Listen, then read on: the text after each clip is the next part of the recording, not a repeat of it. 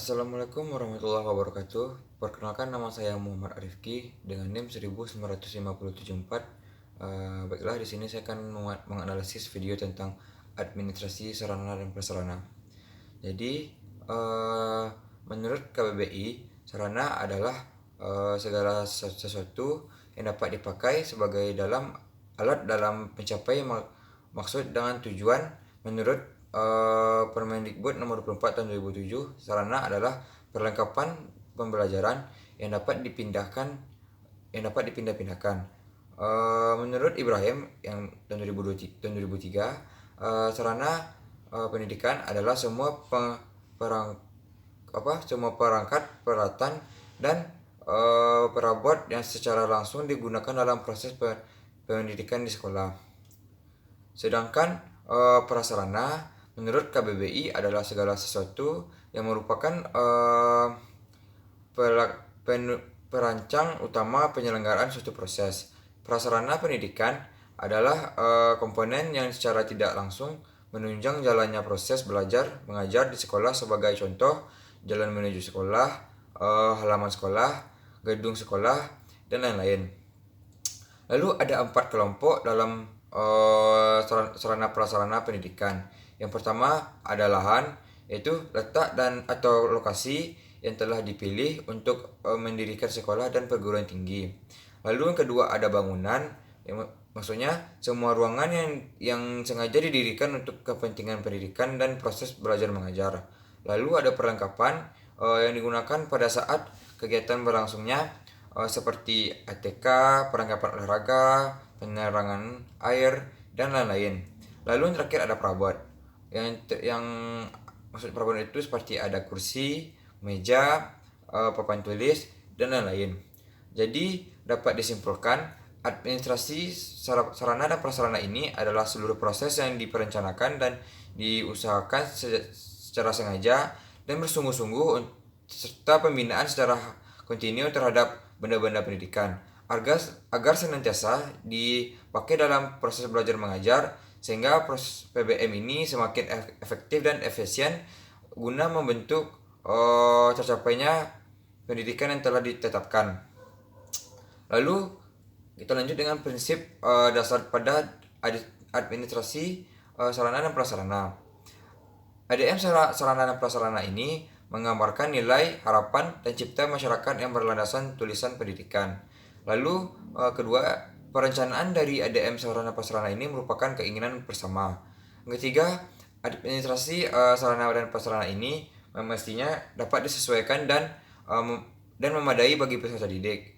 Maksudnya untuk memenuhi kebutuhan peserta didik. Lalu keempat, disesuaikan dengan kepentingan pendidik yang bersumber dari peserta didiknya dan PTK atau pendidik dan tenaga kependidikan. Lalu adanya penanggung jawab yang handal bisa dipercaya seperti kepala sekolah, wakil kepala sekolah yang di bidang sarana dan prasarana yang berkompeten. Lalu kita lanjut, yaitu proses administrasi sarana dan prasarana. Adapun kegiatan administrasi sarana prasarana pendidikan meliputi yang pertama itu ada perencanaan, yaitu prinsip perencanaan yang adalah kompetitif, objektif, fleksibel, dan interdisiplin. Perencanaan adalah kegiatan administrasi yang baik harus diawali dengan perencanaan yang matang dan baik yang dilaksanakan demi menghindari kesalahan dan kegagalan yang tidak diinginkan. Perencanaan baik berdasarkan kebutuhan dan disesuaikan dengan tersedianya dana dan tingkat kepentingannya. Untuk mengadakan perencanaan kebutuhan dan pelajaran dapat dilakukan melalui tahap berikut. Yang pertama, mengadakan analisis terhadap materi pembelajaran, mana yang membutuhkan alat atau media dalam penyampaian. Lalu kedua, apabila kebutuhan yang diajukan ternyata melampaui kemampuan daya beli atau daya pembuatan, harus diadakan seleksi menurut suatu prioritas terhadap alat-alat yang mendesak pengadanya. Lalu mengadakan seleksi terhadap alat atau media pelaksanaan yang masih dapat dimanfaatkan. Lalu terakhir, mencari dan apabila dana yang dibutuhkan belum ada. Yang kedua ada pengadaan, merupakan sebuah kegiatan untuk menyediakan semua keperluan, benda atau jasa atau barang bagi kepemilikan pelaksanaan tugas. Pengadaan sarana dan prasarana pendidikan dilakukan dengan sebagai berikut, yaitu pengadaan tahan, dilaksanakan dengan cara membeli, menerima hibah, dan menerima hak pakai. Lalu yang kedua, pengadaan bangunan, yang dilaksanakan dengan mendirikan bangunan baru, membeli, menyewa dan kembali menerima hibah. Yang ketiga, ada inventarisasi, adalah kegiatan untuk mencatat dan menyusun daftar-daftar barang atau bahan yang ada secara teratur menurut ketentuan yang berlaku. Inventarisasi ini dilakukan untuk dalam rangka pengawasan yang efektif terhadap masing-masing milik negara. Secara khusus, inventarisasi dilakukan dengan tujuan-tujuan sebagai berikut. Yang pertama, untuk menjaga dan menciptakan tertib administrasi sarana dan prasarana. Lalu yang kedua, untuk menghemat keuangan sekolah baik dalam pengadaan maupun pemeliharaan dan penghapusan sarana dan prasarana sekolah. Yang ketiga, sebagai bahan untuk menghitung kekayaan suatu sekolah dalam bentuk material yang dapat dinilai dengan uang. Yang terakhir, untuk memudahkan pengawasan dan pengendalian sarana dan prasarana yang dimiliki oleh suatu negara. Lalu berikutnya ada penyimpanan. Dalam penyimpanan adalah menampung hasil pengadaan barang-barang demi keamanan baik yang belum maupun yang didistribusikan untuk keperluan penyimpangan, dan biasanya diperlukan gudang. Syarat pegudangan yang berlaku terkait dengan sifat barang, waktu penyimpanan alat atau sarana yang dibutuhkan, biaya penyimpanan dan prosedur yang ditentukan penyimpanan yang ditentukan. Lalu ada penataan, yaitu memiliki prinsip yang menjamin kondisi higienis dan menimbulkan minat belajar. Lalu ada penggunaan barang yang sudah digunakan dan sudah diinventariskan, yang sudah ditata. Maksudnya setelah proses penataan kita langsung memanfaatkan barang tersebut sesuai dengan kebutuhan yang diperlukan untuk diserahkan kepada lembaga-lembaga yang membutuhkan. Jadi barang itu tujuan diadakan untuk digunakan supaya proses pembelajaran dapat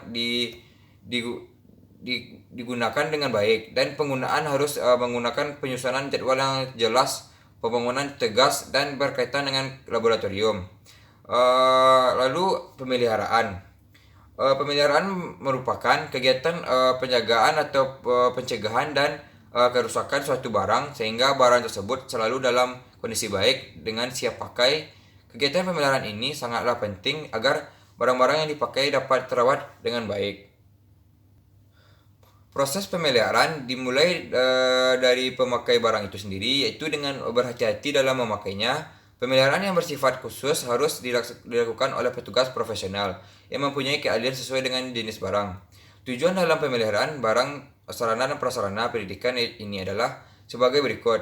Yang pertama, untuk mengoptimalkan usia pakai peralatan. Yang kedua, untuk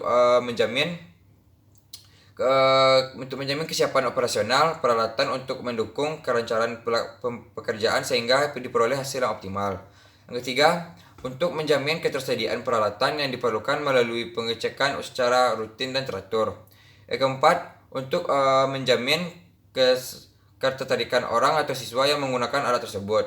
Lalu ada penghapusan, adalah proses kegiatan yang bertujuan untuk menghilangkan atau mengeluarkan barang-barang milik negara dari daftar inventarisasi dengan berdasarkan peraturan perundang-undangan yang berlaku. Adapun syarat penghapusannya yaitu barang dalam keadaan rusak berat sehingga tidak dapat diperbaiki atau diganti. Perbaikan terhadap barang-barang tersebut akan memakan biaya yang besar sehingga memboroskan uang negara. Lalu musnah akibat bencana alam. Yang terakhir, hilang akibat pencurian. Lalu yang terakhir ada pengawasan. Seluruh kegiatan administrasi sarana dan prasarana tidak bisa beranggotakan sendiri tanpa dikendalikan dan diawasi. Artinya setiap kegiatan masing-masing akan dimonitoring setiap saat oleh pimpinan operasional serta diperhatikan kerjasamanya satu sama lain.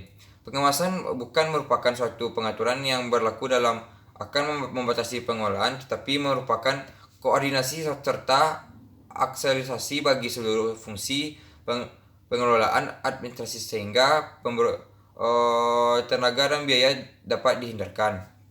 Peranan guru dalam administrasi sarana prasarana yaitu terlibat dalam perencanaan penggunaan alat bantu pengajaran. Yang kedua, terlibat dalam pemusatan dan pemeliharaan alat bantu pengajaran. Yang terakhir yaitu pengawasan dalam penggunaan alat praktek oleh siswa.